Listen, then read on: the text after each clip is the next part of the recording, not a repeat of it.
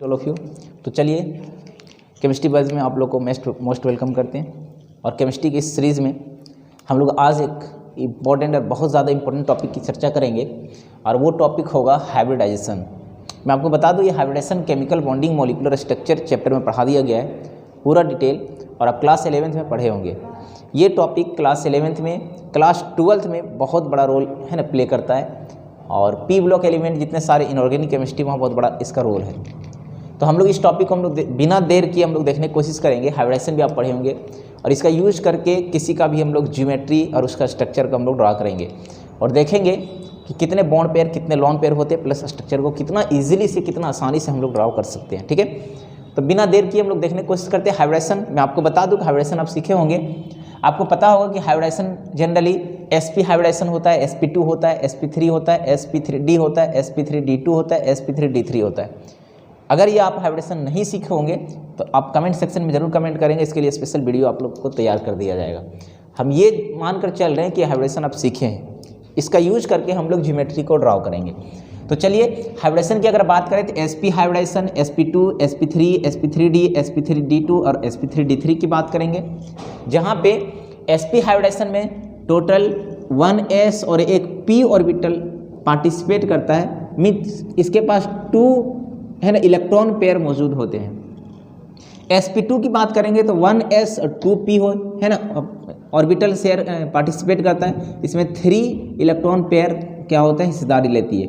इसी तरह से अगर हम बात करें sp3, इसमें 4 होंगे, sp3d 1s 3p 1d है ना 3 1 4 और एक 5 है ना 5 इलेक्ट्रॉन पेयर का जरूरत पड़ेगा।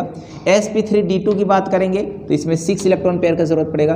sp3d3 की बात करें तो इसमें 7 इलेक्ट्रॉन पेयर मौजूद होते हैं। तो टोटल ये आपको ध्यान रखना है कि 7 इलेक्ट्रॉन पेयर रहेगा तो उसका हाइब्रिडेशन कितना होगा, 6 इलेक्ट्रॉन पेयर रहेगा तो हाइब्रिडेशन कितना होगा, 5 इलेक्ट्रॉन पेयर रहेगा तो हाइब्रिडेशन कितना होगा, 4 इलेक्ट्रॉन पेयर रहेगा तो हाइब्रिडेशन कितना होगा, अगर 3 इलेक्ट्रॉन पेयर है तो सिंपल सी बात उसका हाइब्रिडेशन sp2 होगा। ये आपको ध्यान में रखना चाहिए।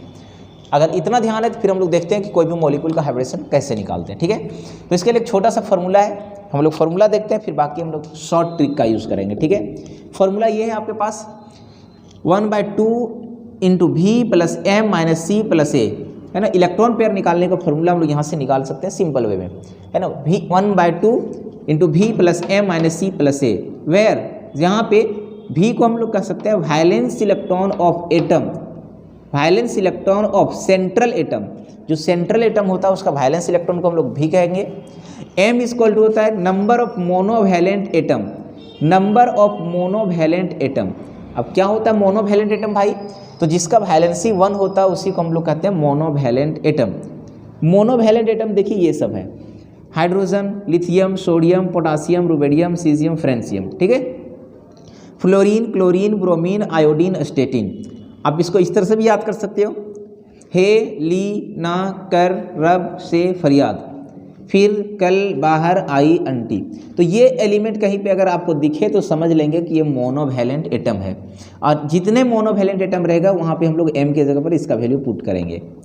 जहाँ पे c = कटाइन, कटाइन मीन्स पॉजिटिव आयन, और a = anion means negative ion. ये फार्मूला आप दिमाग में ध्यान रखेंगे, बाकी सब क्वेश्चन बन जाएगा। जैसे एग्जाम्पल के तौर पर अगर हम बात करें XeF2, क्वेश्चन बोलेंगे इसका हाइब्रिडेशन बताइए, तो सिंपल सी बात है भाई, हाइब्रिडेशन की अगर बात करें है ना, तो यहाँ पे फार्मूला पुट करेंगे 1/2 × v + m - c + a। अगर हम बात करें 1/2, valence electron noble gas element है, जेनोन नोबल गैस एलिमेंट है, 8 होगा। मोनोवैलेंट एटम देखिए तो इसको छोड़ करके मोनोवैलेंट एटम 2 है, क्योंकि फ्लोरीन यहाँ पे मोनोवैलेंट है, इसकी संख्या यहाँ पे 2 है। इस पर ना तो कटायन है ना तो अनायन है, ना तो यहाँ पे पॉजिटिव चार्ज है और ना फिर इसके पास नेगेटिव चार्ज है। इसका मतलब 8 और 2 कितने होंगे 10, 10 बाय कितना हो जाएगा 2, इसके पास आ गया 5। जब 5 इलेक्ट्रॉन पेयर आ जाएंगे तो आपको पता है ना कि 5 electron pair equal to hybridisation कितना होगा sp3d, मीन्स इसका हाइब्रिडेशन कितना होगा sp3d। डियर हम लोग यहाँ पे देखने की कोशिश और भी करते हैं कि यहाँ पे 5 इलेक्ट्रॉन पेयर आ रहा है, लेकिन एक सेंट्रल एटम 2 एटम से जुड़ा हुआ है, मीन्स ये 2 बॉन्ड बनाया हुआ है, तो इसके पास 2 बॉन्ड पेयर होगा जिसको 2bp कहेंगे। आना चाहिए 5 इलेक्ट्रॉन पेयर, मीन्स जरूर इसके पास 3 लोन पेयर मौजूद होगा, क्योंकि 2 बॉन्ड पेयर और 3 lone pair total 5 electron pair होंगे, जिसका हाइब्रिडाइजेशन कितना होगा, sp3d होगा। तो अगर हम बात करें HCF2 तो पूछे इसका हाइब्रिडाइजेशन sp3d होगा, इसके पास 2 बॉन्ड पेयर और 3 लोन पेयर होगा। अगर बात करें इसका ज्योमेट्री का, तो इस टेबल जो आपको दिख रहा है, टेबल में सब आपको दिया हुआ है, अभी हम डील करेंगे, यहाँ से हम लोग ज्योमेट्री को भी हम लोग ड्राउ करेंगे। एक क्वेश्चन और भी हम लोग देख लेते हैं। अगर हम बात करें नेक्स्ट क्वेश्चन का, आपको पता है XeF6 अगर ये दिया रहे, समझ रहा ना, तो अगर XeF6 की बात करेंगे तो सिंपल सी बात पुट करेंगे 1/2 into V plus M minus C plus A। अगर हम बात करें इसका 1/2 वैलेंस इलेक्ट्रॉन इसका कितना होगा, 8 होगा। सेंट्रल एटम उसको कहेंगे जिसका नंबर कम रहता है, जैसे Xe1 एटम है, फ्लोरीन 6 है, इसको सेंट्रल एटम कहेंगे, इसका वैलेंस इलेक्ट्रॉन 8 होगा। मोनोवैलेंट एटम कितने भाई, 6 है, टोटल हो गया 14/2, इसका मतलब 7। अब जब 7 आ जाएगा तो हाइब्रिडाइजेशन कितना होगा, sp3d3। यहाँ पे देखिए तो 7 इलेक्ट्रॉन पेयर आ जाएगा तो हाइब्रिडाइजेशन sp3d3। अब हम आगे देखने की कोशिश करें तो यहाँ पे हम लोग देख रहे हैं कि ऑलरेडी एक सेंट्रल एटम 6 बॉन्ड बना चुका है, मीन्स इसके पास 6 बॉन्ड पेयर होगा, जरूर इसके पास एक लोन पेयर होगा, तभी ना 6 + 1 = 7 आएगा। तो हम लोग यहाँ पे देख रहे हैं XeF6 के पास 6 bond pair plus 1 lone pair मौजूद है ना। एक और क्वेश्चन की अगर हम बात करें, जैसे मान लेते हैं CO3 पर 2- CO3 पर 2-, यहाँ हम लोग देख रहे हैं 1/2 इंटू V प्लस M है ना माइनस C प्लस A। अगर हम बात करें कार्बन का वैलेंस इलेक्ट्रॉन, तो वैलेंस इलेक्ट्रॉन किसको कहते हैं भाई, कार्बन का एटॉमिक नंबर 6 होता है, 2 और आउटर मोस्ट शेल में 4 इलेक्ट्रॉन है, ये वैलेंस इलेक्ट्रॉन है। यहाँ पे हम लोग V = 4 पुट कर देंगे। M = number of monovalent atom. देखिए तो ऑक्सीजन मोनोवैलेंट एटम नहीं है, यहाँ पे हम लोग मोनोवैलेंट एटम ऑक्सीजन नहीं दिख रहा है, देखिए तो ऑक्सीजन नहीं है, सिंपल सी बात, ऑक्सीजन मोनोवैलेंट नहीं है, तो यहाँ पे M = 0 पुट कर देंगे, एक भी मोनोवैलेंट एटम नहीं है। C = कटाइन, कटाइन मीन्स पॉजिटिव चार्ज, यहाँ पे पॉजिटिव चार्ज नहीं है तो 0 पुट कर देंगे। A = anion, anion means negative charge, देखिए तो 2 नेगेटिव चार्ज है तो 2 पुट कर देंगे। टोटल 4 + 2 6/2 आ गया, और 6/2 मतलब 3 इलेक्ट्रॉन पेयर आ जाएंगे, और 3 इलेक्ट्रॉन पेयर का हाइब्रिडेशन कितना होगा, sp2 होगा। तो सिंपल सी बात, CO3 - का हाइब्रिडेशन sp2 होगा। अगर बात रही इसमें कितने बॉन्ड पेयर और कितने लोन पेयर है, तो हम लोग देख रहे हैं कि एक सेंट्रल एटम 3 ऑक्सीजन के साथ जुड़ा है, मीन्स 3 बॉन्ड पेयर होगा प्लस 0 लोन पेयर होगा, समझ आ रहा ना। तो इस तरह से हम लोग किसी का भी हाइब्रिडाइजेशन बॉन्ड है ना, बॉन्ड पेयर और लोन पेयर को निकाल सकते हैं। इससे आगे थोड़ा सा हम लोग और चर्चा करेंगे। जो बच्चों को फार्मूला को रटने में थोड़ा सा परेशानी हो रहा है, आप इसको इस तरह से भी निकाल सकते हैं। देखिए एक छोटा सा ट्रिक है, इसका भी यूज़ कर सकते हो आप, छोटा सा है ना, दिमाग में ध्यान रखेंगे, जिसको हम लोग कहते हैं valence shell electron pair. Valence shell electron pair का यूज़ करके आप धड़ल्ले से निकाल सकते हो विदाउट फार्मूला का याद किए हुए। जैसे एग्जांपल के तौर पर अभी हम बताएं, मान लेते हैं XeF2, तो हम लोग को ये देखना है कि सेंट्रल एटम कितने भाई, जेनोन है, जेनोन का वैलेंस इलेक्ट्रॉन कितने होते हैं, 8। इसके बाद ये फ्लोरीन मोनोवैलेंट एटम है, कितना मोनोवैलेंट है, तो 2 है, 2 है, इसका मतलब 8 + 2, और इसका जोड़ा लगा दो, पेयर कर दो, 2 से डिवाइड कर दो, 8 + 2 10 हो गए, 10 को 2 से डिवाइड करेंगे तो आएगा 5। तो ये आपका इलेक्ट्रॉन पेयर निकल गया। हाइब्रिडेशन निकाल सकते हैं sp3d, समझ रहा ना। अब हम लोग देखना चाहते हैं कि एक सेंट्रल एटम 2 बॉन्ड पेयर बनाया है, 2 बॉन्ड के साथ जुड़ा है, 2 बॉन्ड पेयर होगा, आना चाहिए 5, सिंपल सी बात, इसके पास 3 क्या होगा, लोन पेयर बच जाएगा, 2 bond pair plus 3 lone pair. Next अगर हम बात करने की कोशिश करें एक और एग्जांपल का, तो XeOF2, सिंपल सा क्वेश्चन है। अगर हम बात करें XeF2 का, तो जेनोन आपका सेंट्रल एटम है क्योंकि 1 एटम है, फ्लोरीन 2 है, ये सराउंडिंग एटम होगा। अच्छा ऑक्सीजन भी 1 है, ये भी 1 एटम है। तो अगर 2 एटम इक्वल आ जाए तो देखना है दोनों में एटॉमिक नंबर ज़्यादा किसका है। तो एटॉमिक नंबर ऑक्सीजन का 8 होता है, जेनोन का है ना 54 होता है, तो सिंपल सी बात, इसका एटॉमिक नंबर ज़्यादा है, तो यही आपका सेंट्रल एटम होगा। 2 एटम अगर इक्वल हो जाए तो देखना उसका एटॉमिक नंबर जिसका ज़्यादा होगा, सेंट्रल एटम उसी को कहते हैं। सिंपल सी बात, इसका हाइब्रिडेशन निकालने के लिए जेनोन का वैलेंस इलेक्ट्रॉन 8 होगा। ऑक्सीजन मोनोवैलेंट एटम तो नहीं है, बट फ्लोरीन तो मोनोवैलेंट है ना, तो इसका यूज़ नहीं करेंगे। इसका वैलेंस इलेक्ट्रॉन 8 है, ये मोनोवैलेंट तो नहीं है, लेकिन मोनोवैलेंट यहाँ पे 2 है, तो 8 + 2 इसको 2 से डिवाइड कर दीजिए, मीन्स 10 बटे कितना होगा, 2, मतलब 5 इलेक्ट्रॉन पेयर आ जाएंगे। हाइब्रिडेशन कितना हो जाएगा, sp3d हो जाएगा। अभी हम देखने की कोशिश करेंगे कितने बॉन्ड पेयर हैं। तो एक जेनोन एक ऑक्सीजन के साथ और 2 फ्लोरीन के साथ बॉन्ड बनाया है। टोटल इसके पास 3 बॉन्ड पेयर हैं, 3 बॉन्ड पेयर, मतलब जरूर इसके पास 2 लोन पेयर मौजूद होगा। 3 bond pair plus 2 lone pair, तभी ना हम लोग के पास 5 इलेक्ट्रॉन पेयर आएगा। नेक्स्ट क्वेश्चन से अगर इसी टाइप का अगर हम बात करें XeOF4, अगर इसका बात करें तो सिंपल सा क्वेश्चन है। जेनोन का वैलेंस इलेक्ट्रॉन 8, ऑक्सीजन मोनोवैलेंट तो नहीं है, फ्लोरीन मोनोवैलेंट है, इसको 2 से डिवाइड कर दीजिए, 8 4 12 हो गया, 12/2 6 हो गया। 6 का हाइब्रिडेशन निकाल सकते हैं sp3d2, है ना। बॉन्ड पेयर की अगर बात करें तो 4 बॉन्ड फ्लोरीन के साथ, 1 बॉन्ड तुम्हारा ऑक्सीजन के साथ बनाएगा। टोटल 5 बॉन्ड पेयर है, आना चाहिए 6, मीन्स जरूर 1 लोन पेयर होगा। तो इस टाइप का हम लोग किसी के साथ भी बॉन्ड पेयर लोन पेयर निकाल सकते हैं, ठीक है।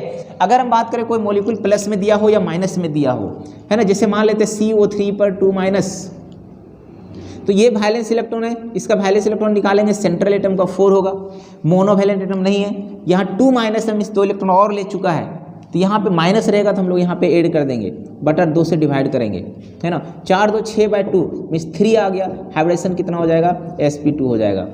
यही अगर यहाँ पे क्वेश्चन प्लस दिया रहे, अगर यही क्वेश्चन अगर प्लस दिया रहे, जैसे मान लेते हैं हम लोग NH4 पर प्लस की बात करें, है ना, अमोनियम आयन, तो यहाँ देखिए नाइट्रोजन का कितना होता है भाई, एटॉमिक नंबर 7, तो इसका वैलेंस इलेक्ट्रॉन 2 और 5 हो जाएगा, इसका वैलेंस इलेक्ट्रॉन 5 हो गया। मोनोवैलेंट एटम 4 है, यहाँ प्लस रहे तो यहाँ माइनस कर देंगे, है ना, चूँकि लॉस कर दिया है, और बटा 2, 5 4 9 में 1 चल जाएगा, कितना 8/2 मीन्स बच जाएगा 4, हाइब्रिडेशन कितना हो जाएगा, sp3 हो जाएगा। तो इस तरह से हम लोग कोई भी मॉलिक्यूल अगर दिया रहे तो आसानी से निकाल सकते हैं।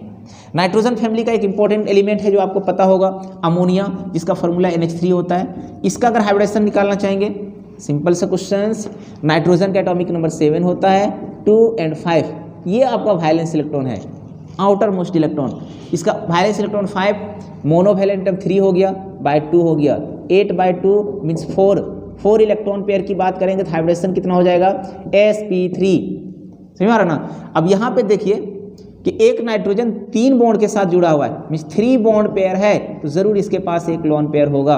तो इस तरह से हम लोग कोई भी मॉलिक्यूल में hybridisation, lone pair, bond pair निकाल सकते हैं। बात आती है इसका ज्योमेट्री का, तो ज्योमेट्री के लिए थोड़ा सा आपको इस टेबल को ध्यान में रखना पड़ेगा। अगर ये आप ध्यान को रखते हैं इस टेबल को, तो आपका A to Z क्वेश्चन बन जाएगा। देखिए हम टेबल की अगर बात करें, चलिए तो हम लोग बात करने की कोशिश करते हैं, इस टेबल को हम लोग थोड़ा सा नज़र देखते हैं। हम लोग अभी क्या क्या सीख गए भाई, तो हाइब्रिडेशन निकालने कितने बॉन्ड पेयर कितने लोन पेयर होता है, इस टेबल से हम लोग देखेंगे कि उसका ज्योमेट्री क्या होता है। ये टेबल को आपको ध्यान रखना भाई, सबको ध्यान रखना इस टेबल को। थोड़ा सा देखिए टेबल क्या कहता है।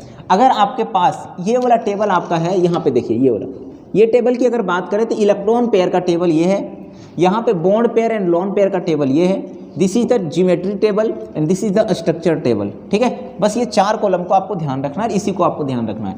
इलेक्ट्रॉन पेयर एंड हाइब्रिडाइजेशन, अगर आपके पास 2 इलेक्ट्रॉन पेयर रहेगा तो हाइब्रिडेशन sp होगा, सबको पता है। और जब sp हाइब्रिडेशन होगा, दोनों बॉन्ड पेयर होगा, इसके पास 0 लोन पेयर रहेगा, तो इसका ज्योमेट्री जो होगा वो लीनियर होता है। और लीनियर देखिए तो यहाँ सेंट्रल एटम होगा और ये सराउंडिंग एटम है AB2 टाइप का। तो देखिए तो यहाँ A से B तक का बॉन्ड एंगल कितना होगा, 180 डिग्री। तो सिंपल सी बात ध्यान रखना, जिसके पास 2 बॉन्ड पेयर होगा तो सिंपल सी बात 2 बॉन्ड पेयर का हाइब्रिडेशन कितना होता है, sp, है ना, इसका ज्योमेट्री क्या होगा, लीनियर होगा। नेक्स्ट अगर हम बात करें, देखिए ये वाला 1 2 3 बॉन्ड पेयर है, हाइब्रिडेशन कितना होना चाहिए, sp2। इसमें लोन पेयर तो मौजूद नहीं है। ये किस टाइप का है, ट्रायंगुलर, त्रिभुज टाइप का है, ट्रायंगुलर प्लेनर, चूंकि प्लेन में इसको हम लोग छाप सकते हैं। तो जहाँ पे 3 बॉन्ड पेयर रहेंगे उसका हाइब्रिडेशन कितना होगा, sp2 होगा, है ना। और इसका जो तुम्हारा ज्योमेट्री होता है ट्रायंगुलर प्लेनर, इसके पास सिर्फ बॉन्ड पेयर है, लोन पेयर मौजूद नहीं है। आगे अगर बात करें सेम कंडीशन के लिए 3, है ना, 3 इलेक्ट्रॉन पेयर में हाइब्रिडेशन इसका भी sp2 ही होगा, बट यहाँ पे 2 बॉन्ड पेयर है और 1 लोन पेयर मौजूद है, इसका ज्योमेट्री बेंट हो जाएगा। और बेंट में हम लोग देखते हैं कि 2 बॉन्ड पेयर है प्लस 1 लोन पेयर है, टोटल हो गया आपके पास 3, और 3 के लिए हाइब्रिडेशन कितना होता है, sp2। नेक्स्ट बात करने की कोशिश करें, जिसके पास 4 इलेक्ट्रॉन पेयर हो, हाइब्रिडेशन sp3 होगा। अगर चारों बॉन्ड पेयर हो और लोन पेयर मौजूद नहीं हो तो इसका ज्योमेट्री टेट्राहेड्रल होता है। देखिए टेट्राहेड्रल का स्ट्रक्चर कुछ इस टाइप का है। लेकिन मान लेते हैं कि 3 बॉन्ड पेयर हो जाए, 1 लोन पेयर हो जाए, ज्योमेट्री पिरामिडल होगा। यहाँ पे देखिए 1 2 3 बॉन्ड पेयर, 1 लोन पेयर। इसी टाइप का सेम कंडीशन के लिए 4 इलेक्ट्रॉन पेयर के लिए ही 2 बॉन्ड पेयर और 2 लोन पेयर है, टोटल इसके पास भी 4 इलेक्ट्रॉन पेयर है। तो इसका जो शेप होगा वी शेप, जिसका ज्योमेट्री इस टाइप का होगा, central atom B B 2 lone pair है। तो इस टेबल को आपको ध्यान रखना, ठीक है। इसी टाइप का अगर हम बात करें 5 इलेक्ट्रॉन पेयर है, जहाँ पे 5 बॉन्ड पेयर और 0 लोन पेयर है। ट्रायंगुलर बाई पिरामिडल होगा। ट्रायंगुलर कहने का मतलब 1 2 3 कोण ये, और बाई पिरामिड है, एक ऊपर में एक नीचे, समझ में आ रहा ना, ट्रायंगुलर बाई पिरामिडल। इसका जो तुम्हारा हाइब्रिडाइजेशन होगा sp3d, जब 5 बॉन्ड पेयर रहेंगे तो। But in case of 5 electron pair में 4 बॉन्ड पेयर हो जाएगा और 1 लोन पेयर हो जाएगा, इसका ज्योमेट्री चेंज हो जाएगा, जिसको हम लोग सी साव कहेंगे। और सी साव का ज्योमेट्री कुछ इस टाइप का होता है, ठीक है। 1 2 3 4 बॉन्ड पेयर, 1 लोन पेयर। और भी वेरिएशन इसमें देखने को मिलेगा कि अगर 5 इलेक्ट्रॉन पेयर तो रहेगा, लेकिन 4 बॉन्ड पेयर के जगह 3 ही बॉन्ड पेयर नजर आएगा, इधर 2 लोन पेयर नजर आए, तो इसका ज्योमेट्री जो होगा वो टी शेप का होगा। देखिए तो टी जैसा लग रहा है, टी जैसा लग रहा है। इसके पास 2 लोन पेयर है और 3 बॉन्ड पेयर है, टोटल हो गया 5 इलेक्ट्रॉन पेयर, और 5 इलेक्ट्रॉन पेयर का हाइब्रिडेशन भी sp3d होगा, ये बात ध्यान रखना। और भी इसमें वेरिएशन अगर देखने की नजर आए, देखिए तो अगला एक और वेरिएशन आपको नजर आएगा कि 5 इलेक्ट्रॉन पेयर इसमें भी होगा, हाइब्रिडेशन sp3d होगा। बट इसमें देखिए 2 बॉन्ड पेयर और 3 लोन पेयर अगर नजर आए, तो सिंपल सी बात, इसका ज्योमेट्री भी लीनियर होता है। लीनियर ध्यान रखेंगे, इसको भी लीनियर कहते हैं। 1 बॉन्ड पेयर ऊपर, 1 नीचे, और 3 लोन पेयर है, इसको भी लीनियर कहेंगे। नेक्स्ट अगर बात करें 6 इलेक्ट्रॉन पेयर हो, हाइब्रिडेशन sp3d2 होगा, और इसके पास अगर 6 बॉन्ड पेयर है तो इसका ज्योमेट्री ऑक्टाहेड्रल होगा, और ऑक्टाहेड्रल का स्ट्रक्चर इस टाइप का होगा, है ना। 1 2 3 4, एक ऊपर 5 और एक नीचे 6, ऑक्टाहेड्रल। नेक्स्ट बात करें अगर 5 बॉन्ड पेयर रहेगा और 1 लोन पेयर, मीन्स टोटल हो गए 6, इसका भी हाइब्रिडेशन सेम होगा। तो इसका प्लेनर तुम्हारा स्क्वायर प्लेनर, स्क्वायर पिरामिडल होगा। सिर्फ ये बॉन्ड पेयर को हम लोग किस में कन्वर्ट कर दिए, लोन पेयर में।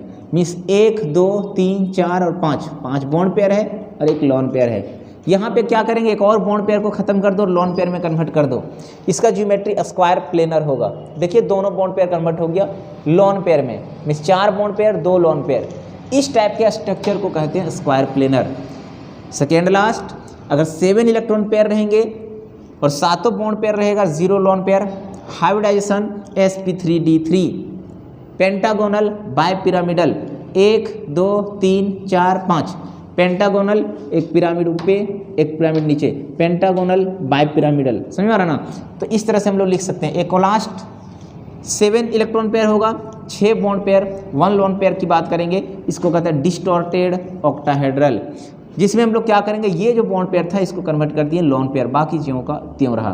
कहने का मतलब ये टेबल आपको ध्यान रखना है ना। ये टेबल अगर आपको पता है तो चाहे 11th का क्वेश्चन हो, 12th का क्वेश्चन हो, जीमेन एडवांस क्वेश्चन हो, या फिर कोई भी ग्रेजुएशन का पोर्शन हो, इस टेबल से आपका बन जाएगा। आगे अगर हम बात करने की कोशिश करें तो ये बात थोड़ा सा ध्यान रखेंगे, जितना सारा भी टॉपिक हम बताएं सबसे पहले आप कॉपी में नोट डाउन कर लीजिए, और कुछ क्वेश्चन हम अभी प्रैक्टिस करने के लिए देंगे। एक क्वेश्चन हम बना देते हैं, बाकी थोड़ा सा क्वेश्चन प्रैक्टिस करने के लिए देंगे, उसको प्रैक्टिस करेंगे। जैसे एक क्वेश्चन की अगर हम बात करें, क्वेश्चन आपको पूछ दे HCF2, इस क्वेश्चन का ज्योमेट्री क्या होगा, हाइब्रिडाइजेशन क्या होगा, स्ट्रक्चर क्या होगा, कैसे हम लोग छापेंगे। देखिए तो X का वैलेंस इलेक्ट्रॉन 8 होगा, मोनोवैलेंट एटम 2 है, इसको 2 से डिवाइड कर दीजिए, टोटल हो गया 5, 8 2 10 बाय 2 5। इसका हाइब्रिडेशन की बात करें sp3d, है ना। अगर यहाँ पे देखें कितने बॉन्ड पेयर कितने लोन पेयर हैं, तो एक सेंट्रल एटम 2 बॉन्ड बनाया है, सिंपल सी बात 2 बॉन्ड पेयर होगा, और आना चाहिए 5, मीन्स जरूर 3 लोन पेयर होगा। तो हम लोग इस टेबल से देखिए तो ये कंडीशन कहाँ ओबे कर रहा है, तो हम लोग देख रहे हैं सबसे ऊपर वाला कंडीशन। देखिए sp3d है ना, sp3d 5 bond pair 5 electron pair है, जहाँ 2 बॉन्ड पेयर 3 लोन पेयर है, जहाँ पे 2 बॉन्ड पेयर 3 लोन पेयर है, और इसका ज्योमेट्री आपका लीनियर होगा। तो लीनियर कुछ उस टाइप का होगा, xc यहाँ पे f, हियर इज f, यहाँ 1 लोन पेयर 2 लोन पेयर इधर बैठा देंगे, ये ज्योमेट्री आपका xc है ना f2 का हुआ। इसी टाइप का अगर एक लास्ट की बात करें, आपको पता है ना, अगर एक बात करें XeOF2, इसकी स्ट्रक्चर बताइए, ज्योमेट्री बताइए, हाइब्रिडेशन बताइए, कितने बॉन्ड पेयर कितने लोन पेयर है। तो सिंपल सी बात 8, monovalent atom oxygen fluorine 2/2, total हो गया 10/2, मीन्स इसके पास 5 आ गए। हाइब्रिडेशन कितना होगा भाई sp3d। अब देखिए कितने बॉन्ड बनाया है, तो बॉन्ड यहाँ पे देखिए तो एक ज़ेनॉन एक ऑक्सीजन के साथ 2 फ्लोरीन के पास 3 बॉन्ड पेयर। जब 3 बॉन्ड पेयर है तो आना चाहिए 5, मीन्स जरूर इसके पास 2 लोन पेयर होगा। और जहाँ पे 3 बॉन्ड पेयर 2 लोन पेयर, आपको पता है ना टी शेप, यहाँ पे देखिए ये वाला है ना 3 बॉन्ड पेयर 2 लोन पेयर, इसका टी शेप स्ट्रक्चर होगा। और टी शेप जब स्ट्रक्चर होगा तो हम लोग इस तरह से लिख सकते हैं AXC ऑक्सीजन डबल बॉन्ड बनाता है वन साइड से, ये फ्लोरीन बन गया, इसके पास 2 लोन पेयर। तो मुझे उम्मीद है, पूरा भरोसा है, यकीन है कि अगर आप इतना देखे होंगे तो डेफिनेटली ये टॉपिक आपको पूरा क्लियर होगा। अगर आपको समझ में आ गया तो कमेंट सेक्शन में आप जरूर कमेंट करेंगे। छोटा सा क्वेश्चंस दे रहे हैं आपका इसका आंसर, एक क्वेश्चंस दे रहे हैं H2O, इसका ज्योमेट्री, हाइब्रिडाइजेशन और ये कितने बॉन्ड पेयर कितने लोन पेयर है, जरूर कमेंट करेंगे। एक छोटा सा क्वेश्चन और NH3 कितने बॉन्ड पेयर कितने लोन पेयर, इसका हाइब्रिडाइजेशन जरूर कमेंट करेंगे। कमेंट सेक्शन में कमेंट कीजिए। बाकी अगर कहीं पे अगर थोड़ा मोड़ा प्रॉब्लम हो इसको जरूर कमेंट करेंगे, नेक्स्ट वीडियो में इसको सोल्यूशन दे दिया जाएगा। चलिए इस वीडियो में आज हम लोग इतना ही रखते हैं। Thank you very much.